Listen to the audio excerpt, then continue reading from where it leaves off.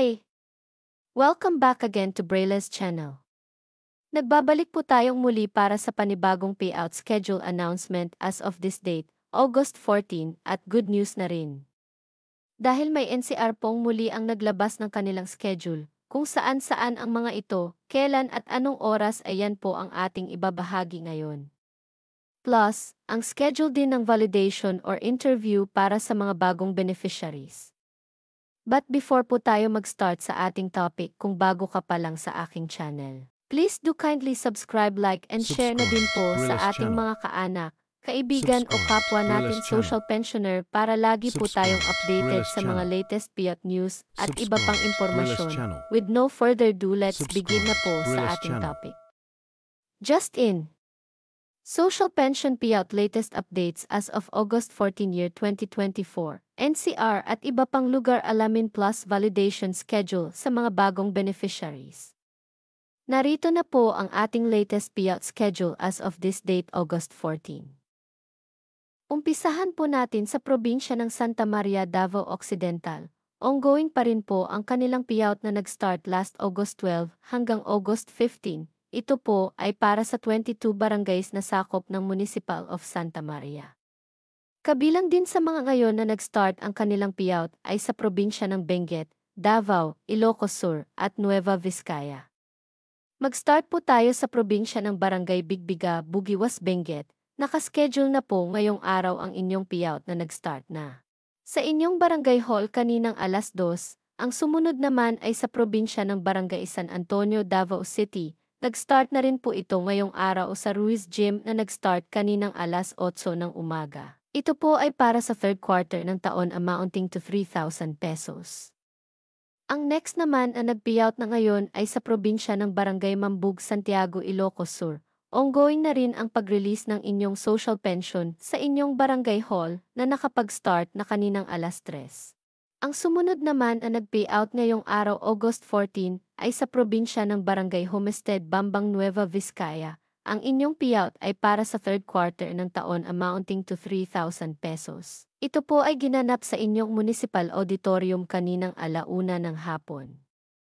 At ang last na nag-payout ngayong araw ay sa probinsya ng Barangay Leon Garcia, Senior, Davao City. Kayo po ay makakatanggap din ng para sa third quarter ng taon amounting to 3,000 pesos. Ito po ay ginanap sa Barpa Gym kaninang alas 8 ng umaga.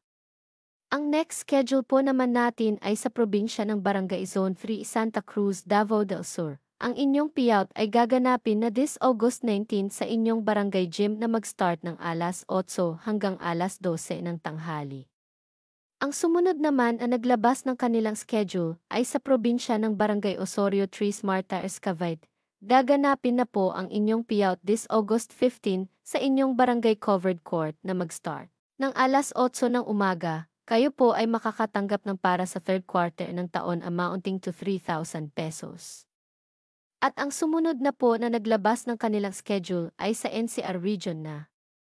Ito po ay sa lungsod ng Pasay City. Pang-apat na nila itong payout continuation para sa mga remaining barangay na hindi pa nakakapag-payout. Ang lahat po ng social pensioner sa inyong lugar ay makakatanggap ng para sa first semester ng taon amounting to 6,000 pesos. Gaganapin na po ang payout this August 15 na para sa Barangay 181 hanggang Barangay 182, Barangay 184 hanggang Barangay 190. At sa August 16 naman gaganapin ang payout ng Barangay 191 hanggang sa Barangay 200. Lahat po ng social pensioner ay dapat na magpunta sa inyong OSCA office na mag-start ng alas 8 hanggang alas 4 ng hapon. At ang sumunod na po natin ay ang mga nagbigay ng schedule para sa revalidation o validation o interview para sa mga bagong beneficiaries ng social pension. Kabilang po sa naglabas ng schedule ang Barangay Zone 4, Talisay City, Negros Occidental. Magkakaroon po kayo ng revalidation na nasa listahan ng inyong barangay. Ito po ay gaganapin sa inyong Talisay Public Plaza on August 15 na mag-start ng alas 9 ng umaga. Ang sumunod naman na nagbigay ng schedule ay sa probinsya ng Pulo, Cabuyao, Laguna. Ito po ay para sa validation ng mga bagong aspiring beneficiaries ng social pension. Gaganapin na Sa August 15 ang inyong validation sa Sala Covered Court na mag-start ng alas 8 hanggang alas 12 ng tanghali, kabilang po dito ang Barangay San Isidro at Barangay Mamatid. Ang sumunod na schedule ay para sa validation din ng mga bagong aspirant social pensioner. Ito po ay ginanap na ngayong araw. At ang panghuli na nagbigay ng schedule ay sa probinsya ng Barangay Rabanes, San Marcelino, Zambales, magkakaroon po ng interview process para sa mga listahan na hawak ng inyong barangay. Kailangan niyo po magpunta on August 15 sa inyong Barangay Rabanes OSCA office sa oras ng alas 2 ng hapon. Pwede niyo po i-check ang inyong pangalan sa master list na hawak po ng inyong barangay. That's it. Ito lang po muna ang mga bagong naglabas ng kanilang payout schedule as of this date August 14. Manatili po kayong nakatutok sa aking channel para sa mga latest payout announcement at iba pang impormasyon na para po sa inyo. Marami pong salamat and God bless everyone.